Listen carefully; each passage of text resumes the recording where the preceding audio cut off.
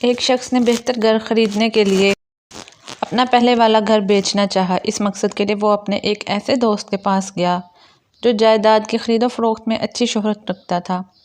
اس شخص نے اپنے دوست کو مدعا سنانے کے بعد کہا کہ وہ اس کے لیے گھر برائے فروخت کا ایک اشتہار لکھ دے۔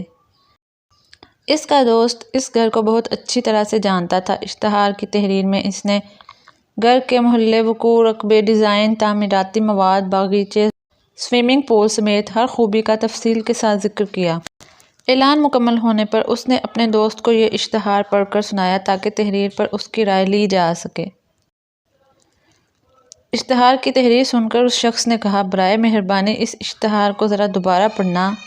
اشتہار کی تحریر کو دوبارہ سن کر یہ شخص تقریباً چیخ ہی پڑا۔ کیا میں ایسے شاندار گھر میں رہتا ہوں اور میں ساری زندگی ایک ایسے گھر کا خواب دیکھتا رہا ہوں جس میں کچھ ایسی ہی خوبیاں ہوں، مگر یہ کبھی خیال ہی نہیں آیا کہ میں تو رہ ہی ایسے گھر میں رہا ہوں جس کے اندر یہ خوبیاں موجود ہیں۔ مہربانی کر کے اس اشتہار کو ضائع کر دو، میرا گھر بکاؤ نہیں ہے۔ ایک منٹ ٹھہریے، مضمون ابھی پورا نہیں ہوا۔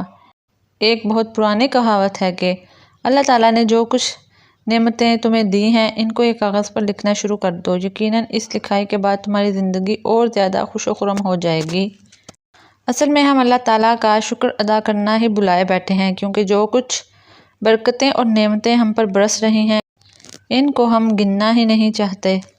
ہم تو صرف اپنی گنی چنی پریشانیاں یا کمی اور کوتاہیاں دیکھتے ہیں اور برکت اور نعمتوں کو بھول جاتے ہیں۔ اب آپ سے سوال، کتنے ایسے لوگ ہیں جو آپ جیسا گھر، گاڑی، ٹیلی فون، تعلیمی سند، نوکری وغیرہ کے خواہش مند ہیں؟ کتنے ایسے لوگ ہیں جب آپ اپنی گاڑی پر سوار ہو رہے ہوتے ہیں تو وہ سڑک پر ننگے پاؤں یا پیدل چل رہے ہوتے ہیں؟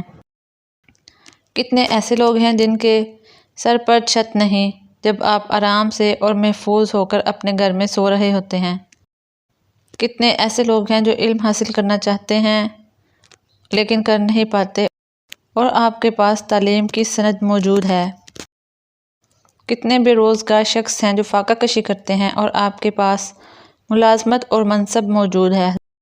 ہزاروں باتیں لکھی اور کہی جا سکتی ہیں، کیا خیال ہے ابھی بھی اللہ کی نعمتوں کے اعتراف اور ان کا شکر ادا کرنے کا وقت نہیں آیا کہ ہم کہہ دیں، یا اللہ تیرا لاکھ لاکھ شکر ہے۔